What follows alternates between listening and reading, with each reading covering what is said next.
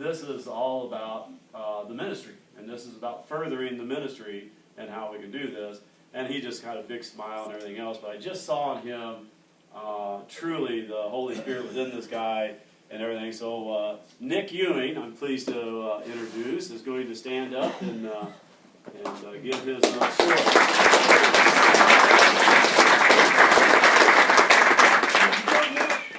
All right, you guys can hear me? It's working out? Huh? You guys can hear me? Thumbs up? Good, good. Well, it's a pleasure to be here, and thank you all for coming. It's a blessing. I know Jerry just prayed, but I'm going to pray again if you guys don't mind, just to start it off right. Dear Lord, we thank you for this opportunity that we have to get together with you at the center, God. I thank you for this opportunity to share and give my testimony, and I thank you, God, for helping build this testimony, and it's still a work in progress, and I pray that you continue to bless me in my walk with you, God, and I pray that you breathe through this place, Lord Jesus, and speak to the hearts, and just bless people as I talk up here tonight, God, and take away this nervousness. In Jesus' name, amen. All right, so, yeah, Jerry gave a little brief description, but my name is Nick Ewing, for those who don't know me. I know quite a bit of you. 24 years old. I was born, I'm going to be sharing my testimony, by the way, for those who don't know. Won't take too much of your time. I should be able to wrap this up shortly. But anyway, I was born and raised in Lake Tahoe, California for the first 9 years of my life. Beautiful place. I don't know if you guys know where it's at or ever been there, but it's beautiful. Great place to grow up. And I have the most wonderful family that consists of 3 other siblings, Mariah, which is here tonight, the youngest of us all, and the younger brother, Sean, many of you know him, and older brother, Matt. So great, blessed to have the family I have, and my mother, she's in the back. She's everything to me, and probably the most strongest person I know, and I'm blessed to have her as my mom. So, and my father, he's down in California, hopefully going to come back here, but to get where I was going, childhood in California was not too bad. You know, we had a beautiful area that we lived in, a lot of good people, beautiful area, and a nice home. And I was raised by like I said, the most awesome mother who has been so strong, and she's had to raise all 4 of us pretty much on her own, which is huge. And a lot of mothers have to deal with that, being single parents and trying to do it on their own. I can just imagine 1 or 2 kids. She had 4 rascals. So she did that through most of my childhood. Like I said, I was there for the first 9 years of my life. And to mention my dad, he was awesome dad from what I can remember when he was around. Great father, throwing the baseball. I've got a lot of good memories of spending time with my father back in California for the first few years of my life. But I say this, when he was around, it was great, and we were happy to have him. We couldn't wait for him to be there, but he wasn't around that often. So we look forward to those times when he came around, and we craved that. I'm sure just like everybody can relate to that father relationship that we all want, that we all crave. So it was great. Those small times when he was around were awesome, but he wasn't around that often. And when I look back today, I don't really have too many bad memories. Like, I had a decent childhood growing up, we had a lot of fun. My mom was so creative. We'd be sledding behind the car, she'd pull us in her Audi. We had a blast. She actually whipped the neighbor boy into a fire hydrant that was covered in snow. And but we had, we lived on a beautiful lake, so we were always out there fishing for crayfish. I got so many good memories. I believe I had a great childhood growing up. It's just the father figure that wasn't there, which, we may not be able to recognize it at times, but really that does something to you. That's something it's like a hole that's missing in your life, that father figure. So we grew up, the 4 of us with my mom, and, things are going well, and father's in and out, and we decided, my mom was originally from here, La Crosse, Wisconsin, so we decided to make a big move from the West Coast out here to Wisconsin. Moved out to Holman. And I was about 9 years old at the time, and my oldest brother was 12, 13 years old. And, getting into the elementary school, it's a huge change moving. You guys, some of you might know what I'm talking about. So we got into school and things were going well. We still well-rounded family. Dad, he's still in and out of the picture. He moved with us out here to Wisconsin. But in and out, and he's had his struggles that we didn't recognize as younger kids. My dad's always struggled. He's been a drug and alcohol addict for the majority of his life, since I can remember. He's just had issues, and pretty extreme. I don't need to go into detail, but that pretty much consumed him, the addict lifestyle. And we didn't recognize it as children, because we're children, and when he's around, we just aren't cued to those, actions. But so we got to, as we grew older, we matured, and we were able to see what's going on, and the struggles that him and my mother had. We got into that. We could tell that there was something going on there, and some of the stuff Pops is doing is just, it's wrong. It's not right. He's not around. He's being a weirdo. It's whatever. But so we got wind of that, and my older brother, whatever happened, my dad's been a role model for all of us, and it went right down the line. My oldest brother role model to my dad, and my oldest brother role model to me, and vice versa down the line. And so my father, spent a lot of time with my oldest brother. They were, that's his firstborn son, so they were like buddies, buddy. It wasn't a father relationship, it was a friendship, which mostly consisted of negative stuff, partying, and eventually led to big drugs, and abusing them, and selling drugs. But anyway, my brother started where my brother was going at a young age, 13, 14, he started selling cigarettes in high school, and he got that hustler's mentality.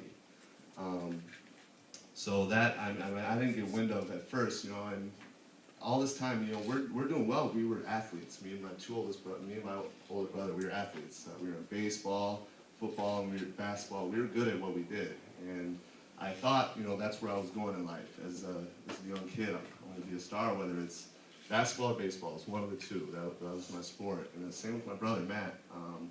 So I just figured, you're like, this is what you want to do when you grow up. You kind of get a picture, this is what I'm going to do. It's what I'm good at. So, and that's what we did, all the way up through, pre-high school, high school.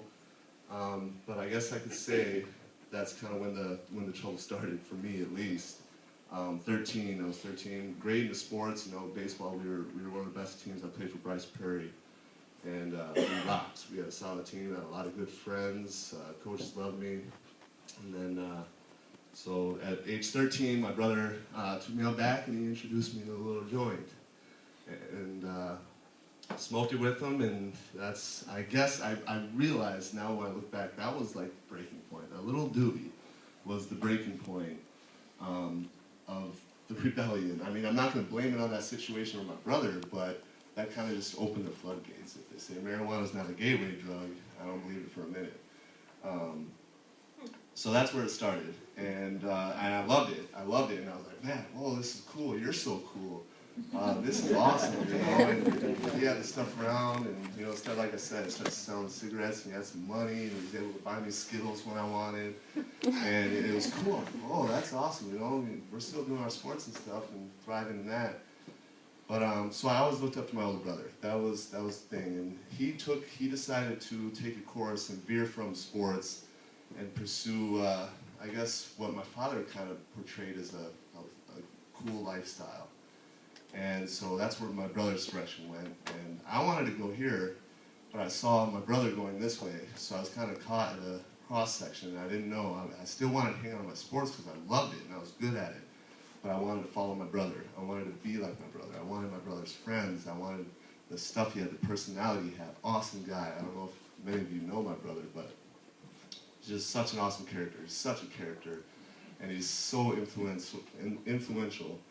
And yeah, I hope you guys meet him someday. He'll be home. He's actually, I'll tell you right now, he's actually serving quite a sentence in Fox Lake Correctional Facilities. The jury passed down a 12-year sentence for possession with intent to deliver cocaine. He's had a few charges in his past. He was on probation and he got caught again. And so he's up the river now, serving a hefty sentence, and it's brutal. It's brutal. He's not the person that belongs in that place, you know, because I know him in his heart. And that's not who he is. But so that's the path he took with his life, and I decided to follow in his footsteps somewhat, you know. But he wasn't always there, you know. It's like that father figure you're searching for. You know, my dad doesn't have it. When he's around, it's, you know, buddy, bad influence. So I was like, my brother maybe can hold this down for me. And so I tried to spend every minute I could with my brother, because he's always running around. He's, you know, he's got the car, he's got the girls with him, he's got, you know, the drugs whenever needed, he's got money. The money was just that thing that was just so amazing, and he had so much of it, especially at a young age, you know, like so much money, it was incredible. So that really drew me in, that sucked me in, and you know, the love of money is definitely the root of all evil, not the money itself, but the love and the drive to push you towards to get all that money is definitely the root of evil, because that's what it was for my brother and I. So I tried to follow in his footsteps, you know, wanted to be around, but when I wasn't around him, I was left to do my own thing. And I'm like, well, I chose this path. So the path that I wanted to go with the sports and baseball, they kind of rejected me now, because now I'm a known pothead, and I'm running around, and, you know, so that path just faded, unfortunately. I wish I could, you know, could have changed my ways, but, well, I'm on this path now, so I'm going to start searching for friends that will accept me. It was always looking for acceptance.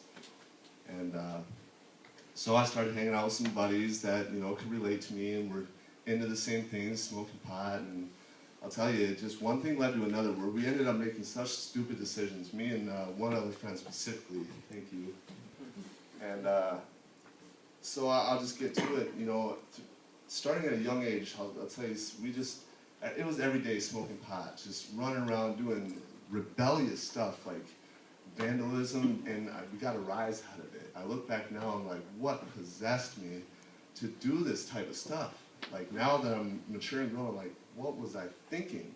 But back then, I don't know, to this day, I don't know what I was thinking, but that's what we did, and that was fun, and we got a rise out of that, you know, criminal activity. And like I said, there's a lot of vandalism and just running around, skipping school. That's what it started with. And at the age of 16, me and my wingman, I guess you could call him, we decided we both weren't happy at home, and I took advantage of my mother, because she had her own things going on, and she was trying to cooperate with my dad, and my dad was, you know, screwing that up. So she had her own issues. So it was very tough for her to give us the structure we required and needed, and to hold us down. She did her best, and I give her more than enough credit.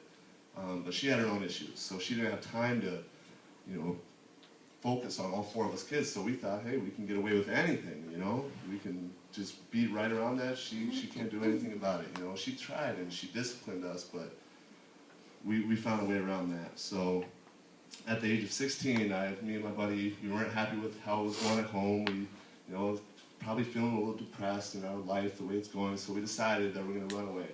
We're going to steal a car and run away. So we went Rice Prairie, we were running around, and we hopped into a vehicle, and we took it, and our plan was just to go, shoot south, towards the south, literally. And so we were on our way the next morning in the stolen vehicle, and we got lit up. The cops got wind, and they recognized the car, it was reported, and then again, I look back and I'm like, what possessed me to not pull over and just give up? So I ended up getting in a high-speed chase right here in Alaska, Wisconsin. That started on Highway 16 and went all the way down to Subway on the north side. You know, literally, it was brutal, scary. So many people could have got hurt. I could have gotten hurt. It was extreme. And so that's kind of what started it. And to be honest, you know, it's embarrassing, but I've stolen a few cars in my life. And, you know, it's just